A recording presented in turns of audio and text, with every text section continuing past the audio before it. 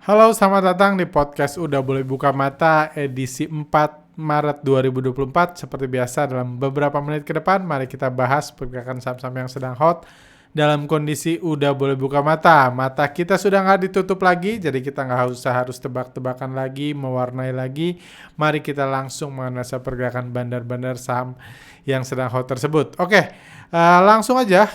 Pertama kita tentu akan bahas IHSG dulu karena kondisinya menurut kami sedang dalam persimpangan. Kita tahu hari ini IHSG turun 0,48% dan IHSG adalah saham yang dibandari asing. Kalau kita lihat foreign flow IHSG, Anda lihat di sini ada kenaikan IHSG yang sangat baik. Kenaikan IHSG di sini, tapi dalam 2 minggu terakhir terlihat investor asing mulai melakukan profit taking. Mereka akumulasi sejak bulan November. Tentunya di IHSG level 7.200 ini sah-sah aja kalau mereka mau mulai menyerap dana investor dalam negeri dan tugas investor dalam negeri, tugas investor lokal adalah memberikan uangnya kalau investor asing mau profit taking seperti sekarang. Tapi kalau kita lihat di sini ada grafik grafik pengorbanan investor lokal atau grafik penjualan investor asing ke investor lokal, Anda lihat pelan-pelan dalam beberapa hari terakhir daya beli investor lokal, kemampuan berkorban investor lokal terlihat semakin lama semakin kecil. Kita nggak tahu kenapa, kita nggak tahu mungkin investor lokalnya mulai takut atau lagi fokus ngapain atau khawatir dengan hal-hal lain, kita nggak tahu kenapa, tapi yang pasti kalaupun asing mau lanjut melakukan profit taking, terlihat investor lokalnya mulai lesu nih.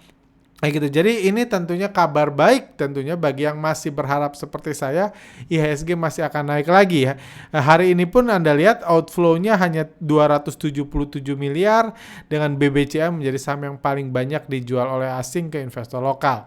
Jadi so far saya pribadi bukan outlook mungkin lebih tepatnya harapan saya masih expect IHSG akan digoreng lagi ke atas kalau memang tapi memang saya ketahui butuh masa cooling down, butuh masa investor lokal jadi ganjil dulu ya, biarkan dulu. Tapi saya masih berharap, mungkin saya langsung aja belak-belakan, harapan saya karena memang masih 80% portfolio saya saham-saham yang profit itu baru profit taking sebagian dan masih banyak yang saya pegang karena harapan tersebut. Dan karena memang penjualan investor lokal, pembelian investor lokal mulai melemah dalam beberapa hari terakhir. Kita lihat saja, saya nggak tahu saya benar atau salah karena yang memutuskan semua adalah investor asing bukan kita, tapi kita akan fleksibel aja. Tentunya kalau kedepannya investor asing jualan besar lagi seperti kejadian di sini ya, saya akan mulai mengurangi lagi portfolio saya karena ya sebagai pengikut asing harusnya kalau investor asing profit taking ya saya juga ikut profit taking sebagai pengikut yang baik, seperti itu. Saham menarik lainnya adalah BBRI, hari ini turun 1,2%, ini juga saham yang dibandari asing.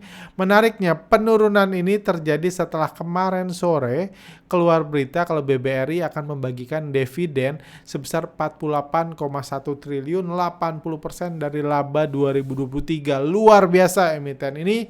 Perusahaan ini sampai bagi dividen 48,1 triliun karena memang ini perusahaan BUMN dan negara butuh dividennya, jadi nggak heran kalau saham-saham big bank BUMN ini akan membagikan dividen dalam jumlah besar. Cuma saya jadi ingat salah satu saham terbaik di Indonesia yang pernah nomor 1 di Indonesia, Brand, itu bagi dividennya cuma 500 miliar, sementara BRI yang tentunya secara level memang nggak sebanding dibanding Brand tapi bisa bagi dividen 48 triliun. Ini bukti bahwa memang nggak dihargai lah fundamental di bursa kita. Memang itu realitanya. Tapi menariknya bagi fundamentalis, bagi yang senang baca laporan keuangan, 48 triliun ini kalau di-compare dengan harga saat ini itu udah hampir 5% dari harga saat ini dividen ratio-nya. Jadi ini menarik tentunya bagi Anda para fundamentalis yang mau beli karena semakin turun dividen ratio-nya semakin besar dan saya sih cukup yakin melihat kepemilikan asing yang masih sangat besar di saham ini, rasanya nggak mungkin mungkin deh dalam 6 bulan ke depan saham BRI akan dirubah oleh asing seperti Unilever kayak gitu. Menurut saya tidak mungkin, di mana Unilever, di mana investor asing jualan selama bertahun-tahun juga sampai harganya hancur berantakan seperti itu, seperti dibahas di podcast sebelumnya. Jadi ini menarik buat para fundamentalis dividen hunter yang mau beli, ini saham yang menarik. Dan tentunya kalau Anda yang suka baca laporan keuangan juga, silahkan baca saja laporan keuangannya sepuasnya. Baca laporan keuangan di saham yang bagi dividen itu ada faedahnya. Cuma saya nggak tahu apakah nanti ada kebijakan dari emiten akan membagikan dividen lebih besar bagi rekan-rekan yang membaca laporan keuangan, dan yang nggak membaca dikasih dividen lebih kecil. Ya kita lihat aja ke depannya. Tapi kalau mau baca laporan keuangan, bacalah laporan keuangan perusahaan yang bagi dividen, supaya kita nggak kepo doang, tapi benar-benar ada faedahnya, karena keuntungannya sebagian akan buat kita, bahkan ini 80%-nya. Seperti itu hari ini. Tapi terlepas dari berita itu, kenyataannya harga saham tetap diatur oleh bandar, dan bandar BBRI hari ini membanting sampai BRI sampai minus 1,2%. Dan ini analisa foreign flow BBRI. Kenapa sehari ini sampai BBRI turun? Alasannya gampang, karena BBRI dibandari oleh asing, dan hari ini asing profit taking BBRI sebesar 96 miliar. Dan kalau Anda lihat periode di sini secara total investor asing sudah profit taking 637 miliar. Artinya profit taking apa? Investor asing jualan sahamnya, kita lihat asing udah akumulasi dari sini di atas ini, mulai jual ke investor lokal sebanyak 637 miliar. Tapi nggak sesederhana itu analisa foreign flow. Pertama, ini menunjukkan bahwa investor asing belum ada menunjukkan niatnya untuk mengejar dividen BBRI, karena habis pengumuman dividen pun malah diturunin lagi dan dijual lagi. Total penyerapan dana lokal oleh asing 637 miliar. Dan yang menarik, kalau Anda bisa analisa foreign flow lebih mendalam, bisa dilihat penurunan harga 2 hari terakhir sedikit terlalu cepat dibanding fase profit taking. Saya harap Anda mengerti artinya. Jadi harganya turun sedikit, meskipun asing lagi profit taking, menurut kami ini turun harganya sedikit terlalu cepat. Kayak gitu. Dan sedikit informasi dalam periode ini, kalau Anda lihat dalam periode ini sejak akhir Januari sampai hari ini, average pembelian asing di saham BBRI sejak akhir Januari sampai penutupan hari ini ada di level 6997, sementara harganya sekarang di 6050. Oke, silakan terjemahkan. Anda mau beli, mau jual, itu terserah kepada Anda.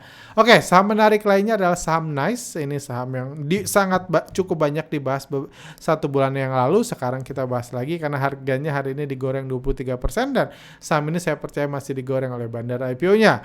Harganya Anda lihat hari ini kenaikannya luar biasa cantik, dari 740 terus digoreng sampai 830 di penutupan. Dan ini grafik Nice. Jadi apa yang ingin saya sharing dari kasus Nice ini? Jadi saya tahu banyak IPO perusahaan, banyak harga saham yang dibanting setelah IPO dan dibanting turun sampai ke 50-an, udah itu ke bawah 50, udah itu delisting atau suspend. Kita tahu itu memang realita dan mayoritas saham di bursa kita seperti itu. Jangan lupa, kita kan sudah ada di era busuk investing sekarang, jadi itu sesuatu yang sangat wajar. Tapi nggak semua saham seperti itu. Saya pernah tunjukkan statistiknya bahwa average saham IPO di bursa kita 100 hari setelah IPO pun masih positif. 100 hari setelah IPO, 60 hari setelah IPO, average saham IPO, jadi dibanding harga IPO-nya masih positif. Artinya apa? Akan ada saham-saham yang digoreng tinggi seperti Nice. Tapi Nice itu jangan salah juga. Kita lihat harga sahamnya sempat cukup menjebak, dinaikkan terus dibanting turun. Tapi kalau dibanting turun, ketika dibanting turun itu Anda analisa, Anda akan menemukan banyak data yang menarik. Bahkan ini kalau dianalisa pakai IPO Hunter, nanti Anda pelajari sendiri kalau Anda nggak punya IPO Hunter. AI-nya bilang aksi buyback underwriter after IPO menarik untuk diperhatikan. Jadi meskipun harganya turun, banyak yang udah nyumpahin nganggap bakal kegocap, tapi tapi underwriter malah buyback dalam periode warna hitam ini. Dan menarik lainnya kalau dilihat pembelian retail di saham ini total hanya 2,39% dari IPO rasio. Jadi kalau pembelian retail sampai 50-70%, tentunya saham itu hampir pasti delisting. Cuma ini baru 2,39% pada periode ini. Jadi nggak heran juga harga saham itu setelahnya langsung kembali bergerak naik dan bahkan cetak level tertingginya hari ini. Dan kalau kita bahas di zona putih ini di mana harga mencetak level tertingginya, kalau kita lihat di sini ada banyak jadi kenaikan ini bukan kenaikan yang murahan, ini kenaikan berdasarkan pengorbanan para investor retail. Anda lihat broker-broker retail semua menjual, jadi ini kenaikan yang baik, apalagi kalau Anda sudah menyadari di masa penurunan seperti banyak IPO hunter atau di masa kenaikan awal ini. Terakhir hari ini naik 23%, tentunya kita harus aware kalau bandarnya tidak melakukan akumulasi besar. Dan kalau kita lihat broker summary pada perdagangan hari ini bisa dilihat, kalau Anda lihat di sini broker summary-nya sama akumulasinya normal aja tapi harga naik tinggi. Dan kalau Anda lihat di sini nggak banyak pahlawan yang berkorban, berbeda banget sama kejadian di sini di mana pahlawan berlomba-lomba untuk berkorban supaya harga saham ini naik. Jadi hati-hati aja kalau yang mau baru masuk, kalau yang sudah masuk mungkin nggak ada salahnya siap-siap profit taking. Siapa tahu nanti besok atau lusa investor retail panik buying, malah bukan panik selling di saham ini, dan harga sahamnya tentunya wajar kalau akan dibanting lagi. Seperti itu. Selanjutnya yang ingin dibahas, saya akan ngungkit-ngungkit saham-saham menarik ke belakang aja karena menurut saya beberapa diantaranya menarik. Ada saham sapi gila, ini saham di bandari lokal. Saham sapi gila ini naik luar biasa dalam 1 bulan terakhir, dan sejak dibahas harga sahamnya terus bergerak naik. Saham sapi gila ini, dan kalau kita lihat broker summary-nya hari ini pun broker yang pembeli paling banyak beli 32 miliar. Jadi hari ini bandar lanjut akumulasi besar dan pahlawan bursa 1 batalion. Semua pahlawan bursa kompak jualan. Kalau Anda lihat ada yang biasa dipakai retail, CC, LG, YP, XL, XQ, XC, KK, DR, itu semuanya kompak jualan saham ini. Jadi 1 batalion semuanya panic selling, bandarnya akumulasi besar pada perdagangan hari ini. Jadi meskipun harganya terus naik dan sudah berada di puncak seperti ini, harga sahamnya terlihat masih lanjut naik secara menarik. Dan minggu lalu, kalau Anda analisa lagi, minggu lalu bandar akumulasi besar tiap hari. Jadi bagi yang sudah beli, yang berhasil nebak, saya sih prefer masih hold saham ini. Harapan saya terus seperti ini, terus naik. Nanti kegilaannya boleh muncul 2-3 minggu lagi ya, silahkan aja. Kalau bisa sih sekarang naik kalem-kalem dulu aja. Harapan saya tentunya saham seperti ini akan naik kalem-kalem seperti Nice ini. Udah itu ada waktunya harga sahamnya digoreng tinggi, retail masuk, bandar profit taking, saya ikutan profit taking. Itu harapan saya di saham sapi gila ini. Kita doakan aja supaya itu yang terjadi. Jadi 2 saham terakhir, saham menarik terakhir yang kami bahas. Satu lagi saham Bundar, hari ini harga sahamnya naik 5% lebih. Dan yang membuat saham ini menarik karena ada potensi saham ini akan digoreng oleh bandar repo. Bagi yang nggak ngerti nggak apa-apa, skip aja. Cuma bagi yang ngerti ini Anda langsung nyadar ini sangat menarik saham Bundar ini. Dan benar sejak dibahas dan sejak beberapa hari terakhir sebelum dibahas pun harga sahamnya terus digoreng naik. Dan kalau Anda lihat dari Januari, misalnya dari Januari sampai hari ini udah ada yang borong sampai 6 juta lot, ada yang borong sampai 861 ribu lot. Dan ini saham yang menarik juga untuk apalagi kalau ini beneran akan direpo, tentunya akan lebih menarik lagi dalam beberapa minggu bahkan beberapa bulan ke depan. Seperti itu. Oke, itu review saya tentang saham-saham menarik yang sudah kami bahas mungkin 3-4 minggu terakhir. Dan saham menarik kali ini adalah ini dulu. Jadi untuk kali ini saya nggak akan memberikan saham menarik.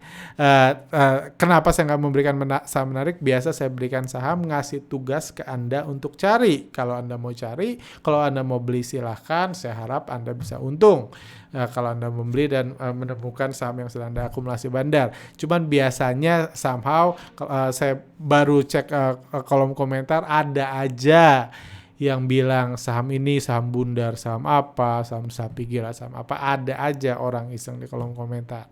Jadi saya mau ngecek nih, ini saya tetap nggak bilang dua saham itu apa, saya mau ngecek nanti di kolom komentar masih ada nggak yang komen dua saham itu saham apa. Kalau memang masih ada ya next time juga saham menariknya saya akan kasih gambar ini aja, nggak usah saya tambah-tambahin, ya tunggu aja karena goal saya di sini bukan pamer stock pick, bukan apa, bukan pamer kehebatan, bukan, tapi untuk membantu Anda. Dan bagi saya saham yang baik adalah saham yang tidak diborong oleh pahlawan bursa.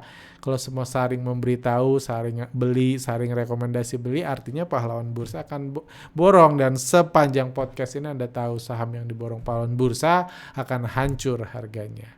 Jadi saya nggak mau sahamnya hancur, jadi sengaja saya tutupi. Kayak gitu. Saya akan cek nanti di kolom komentar, mungkin besok atau lusa saya akan lihat. Kalau memang masih ada yang sharing-sharing, saya akan review ulang apakah saya akan lanjut kasih saham ini saham menarik ini, atau saya buka aja semua, terserah Anda mau beli atau enggak, dengan asumsi semua udah tahu itu saham apa. Seperti itu. Oke, sampai sini aja. Kalau ada yang mau bertanya, silahkan tulis di kolom komentar. See you next time.